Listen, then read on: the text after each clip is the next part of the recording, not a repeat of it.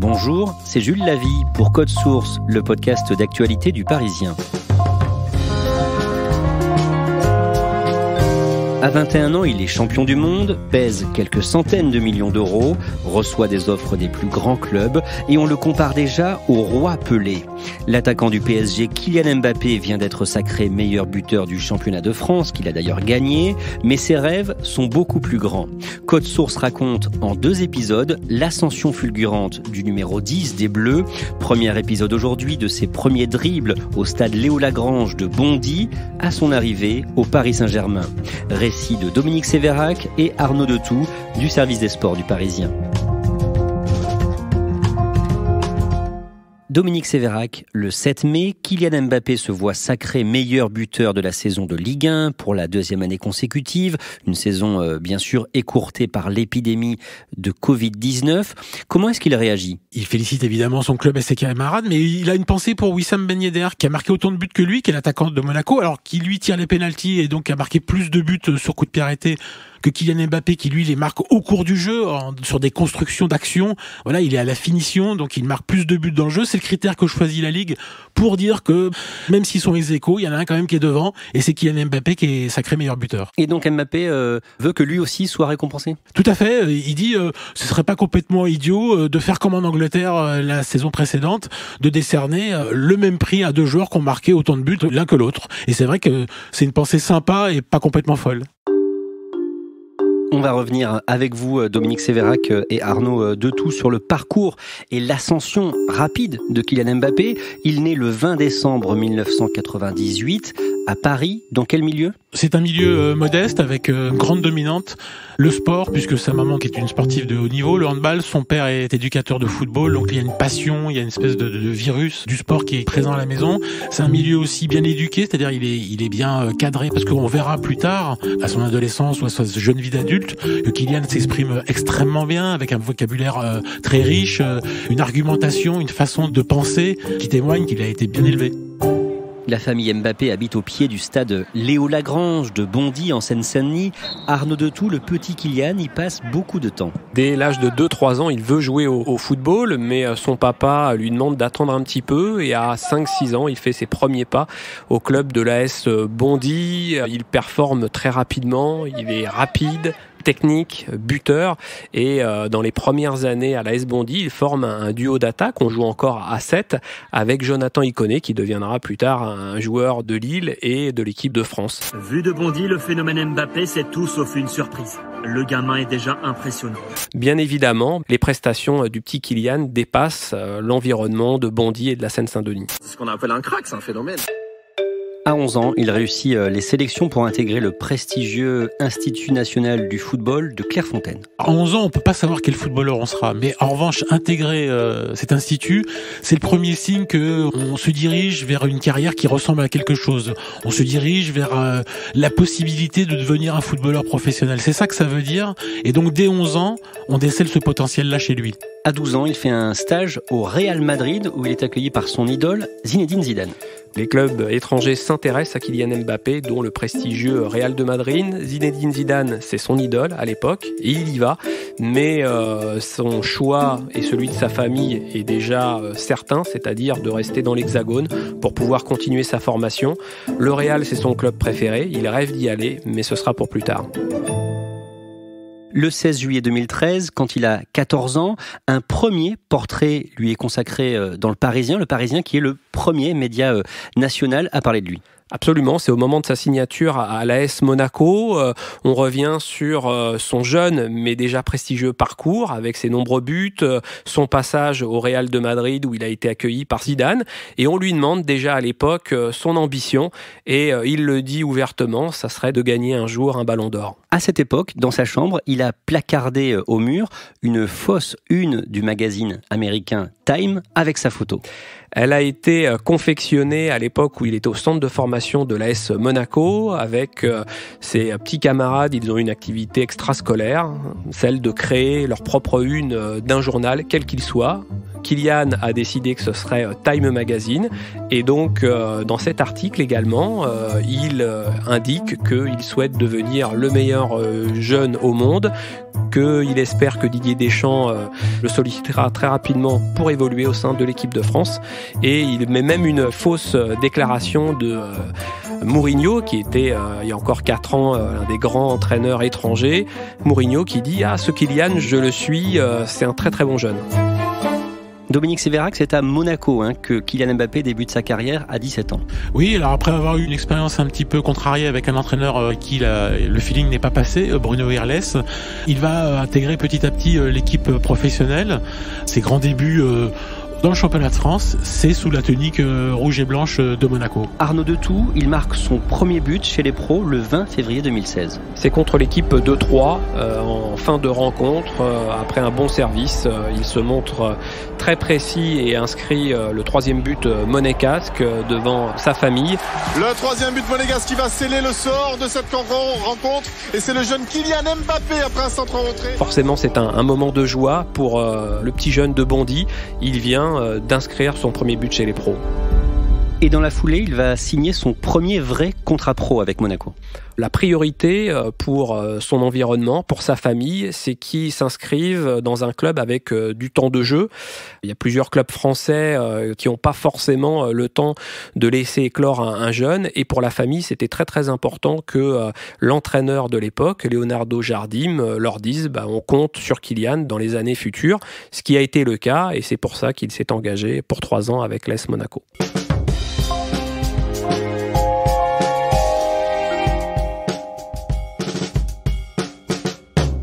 Le 24 juillet 2016, il devient champion d'Europe avec les moins de 19 ans en s'imposant en finale sur l'Italie. Est-ce qu'il brille pendant cette rencontre, Dominique Sévérac ? Oui, il brille pendant cette rencontre et il brille pendant le tournoi en général. Jean-Kévin Augustin, un joueur formé au Paris Saint-Germain, est le meilleur buteur de la compétition, donc peut-être que les lumières se tournent vers lui. Mais d'un point de vue footballistique, tout le monde parle quand même davantage de Kylian Mbappé. On sent qu'il y a un phénomène qui est en train de monter en puissance. On se dit, ah oui, là on tient un attaquant polyvalent parce qu'il peut jouer sur un côté comme dans l'axe. On se dit, là on tient quand même un joueur vraiment d'avenir. Arnaud Detout, en janvier 2017, vous rencontrez Kylian Mbappé à Bondy, dans sa ville, pendant la trêve hivernale. Oui, il est revenu fêter les fêtes de fin d'année avec sa famille. C'est l'occasion de discuter avec lui, de revenir aux sources au stade Léo Lagrange et de faire le point sur sa déjà jeune carrière, mais qui commence à avoir de sacrés résultats à titre personnel. Surtout, on évoque avec lui la deuxième partie de saison qui s'annonce très intéressante puisqu'à l'époque, Monaco brigue le titre de champion de France et est toujours qualifié en Ligue des Champions. Et puis, il nous raconte sa vie de tous les jours. Il mange, dort et vit football et il va passer le bac dans quelques mois. Et il rêve des Bleus.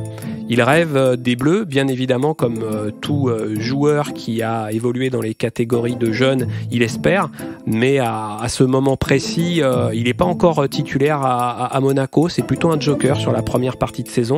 Leonardo Jardim privilégie le duo d'attaque Falcao et Germain. Il entre en jeu et sa priorité sur la deuxième partie de saison, c'est surtout de devenir titulaire au sein de l'attaque de l'AS Monaco. Il vous explique, du haut de ses 18 ans, qu'il suit un plan de carrière. Il suit un plan de carrière qu'il garde secret, mais l'objectif pour lui, c'est de pouvoir éclore au sein d'un club français. Et à Monaco, il est dans le club idéal, puisque à cette époque-là, en plus, Monaco est au top de la Ligue 1 et du championnat de France, avant de pouvoir partir à l'étranger, dans un grand club. Le Real de Madrid, qui est son club préféré depuis tout petit, fait forcément partie d'une destination privilégiée pour lui. Cette saison-là, il brille dans toutes les compétitions, Coupe de France, Ligue 1, Ligue des Champions. Le 17 mai 2017, l'ASM est même sacré champion de France. Et le lendemain, Kylian Mbappé va faire un aller-retour à Bondy pour célébrer ce titre. 18 ans tout juste pour Kylian Mbappé. Un titre qui en appelle bien sûr beaucoup d'autres. Pour lui, c'est exceptionnel. À seulement 18 ans, il se retrouve champion de France. Il profite pas trop de la fête. Il va se coucher assez tôt. Mais dès le lendemain, il demande une petite faveur à Vadim Vassiliev, qui est le vice-président de l'AS Monaco. C'est de pouvoir aller à Bondy, dans sa ville natale, avec le trophée de champion de France. On est fiers de toi comme tous les Bondinois et fiers pour notre ville. Le vice-président de l'AS Monaco le suit et donc devant une foule enthousiaste, il vient fêter son titre de champion de France avec son ancien club. Et pas à quel point je suis heureux d'être ici. Tous les jeunes du club, pour lui, c'était très très important de venir dans sa ville natale, partager son émotion avec ses anciens coéquipiers et puis les personnes de sa ville. Dominique Sévérac, le 31 août 2017, au tout dernier jour du marché des transferts, du mercato d'été, Kylian Mbappé est annoncé au Paris Saint-Germain. Oui, les tractations ont commencé au moins au début du mois d'août, mais au début du mois d'août, il y a déjà un joueur qui s'appelle Neymar qui est arrivé au Paris Saint-Germain pour 222 millions d'euros et on sait que le prix d'Mbappé sera colossal. On sait qu'on sera de l'ordre de 100, 150 millions, 200 millions d'euros. D'ailleurs, il y a une proposition du Real Madrid de 180 millions d'euros qui arrive à Monaco.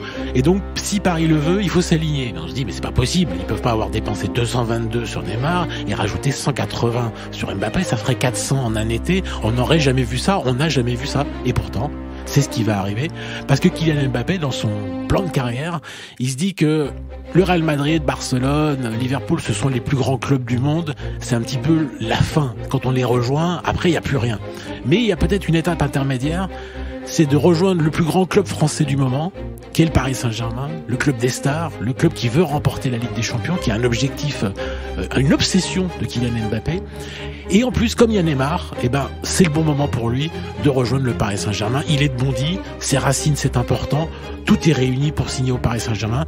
Le Paris Saint-Germain réussit à faire l'opération Mbappé pour 180 millions d'euros.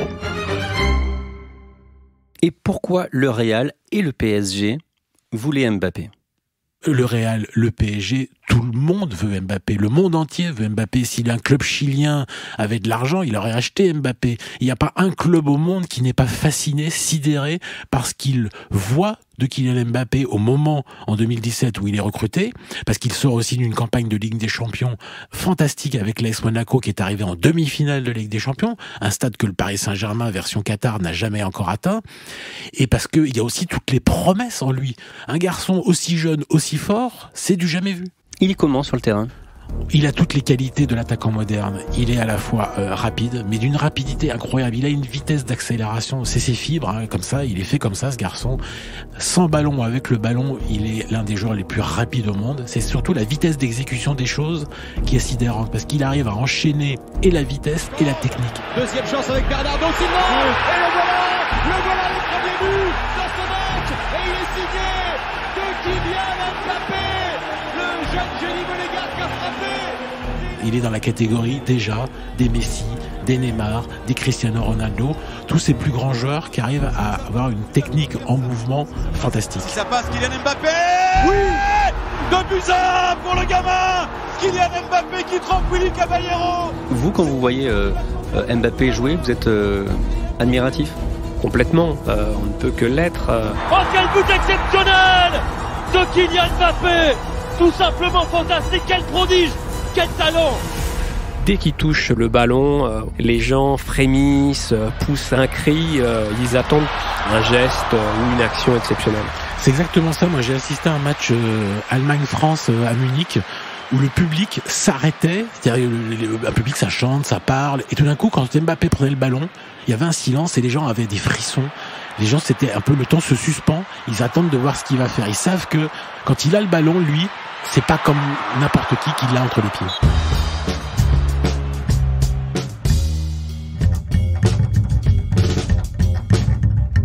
Le 8 septembre, à Metz, il joue son premier match avec le PSG. Et ça se passe bien, puisque c'est lui l'auteur de l'égalisation. Mon Paris va s'imposer en Lorraine. Mais lui, dès ses débuts, il marque avec le Paris Saint-Germain. Bon, on n'était pas très surpris que Kylian Mbappé allait réussir au Paris Saint-Germain. Il a forcément le niveau. Et dans les semaines et les mois qui suivent, il donne satisfaction aux dirigeants du club. Les dirigeants, le public, les supporters, les journalistes ont conscience que Paris s'est pas trompé en recrutant Mbappé. De toute façon, un joueur que la planète entière du football veut, Paris peut pas avoir fait une mauvaise affaire. En décembre 2017, Kylian Mbappé devient le plus jeune joueur à intégrer le top 10 du classement du Ballon d'Or. Quelques mois plus tard, le PSG remporte la Coupe de la Ligue, la Coupe de France et le titre de champion de France. Dominique Sévérac, comment est-ce qu'il s'entend avec l'autre grande star du PSG, le Brésilien Neymar ? Tout n'est pas parfait dans une relation entre deux cadors, deux cracks. On se surveille, on se jauge, on se toise, mais surtout, on se reconnaît si on est du même monde. Et les deux garçons savent qu'ils appartiennent au même monde. Ce monde rare des techniciens au-dessus de la moyenne, qui ont un talent hors norme, qui ont un talent, quasiment inégalable ou inégalé. En tout cas, c'est deux des meilleurs joueurs du moment sur la planète football. Donc, ils sont faits l'un pour l'autre. Et c'est cette entente-là, cette union-là qui est en train de naître et qui chaque mois s'affirme. Merci à Dominique Sévérac et Arnaud Detout. Dans le prochain épisode de Code Source, nous raconterons comment Kylian Mbappé va se comporter pendant le Mondial 2018 en Russie. Code Source est le podcast d'actualité du Parisien, disponible chaque soir du lundi au vendredi. N'hésitez pas à nous dire si vous appréciez Code Source en mettant des petites étoiles et en vous abonnant sur votre application de podcast préférée, comme Apple Podcast ou Podcast Addict. Cet épisode de Code Source a été conçu et préparé par Marion Botorel, production Stéphane Geneste, Benjamin Boucriche et Mathias Ardoy, réalisation Alexandre Ferreira.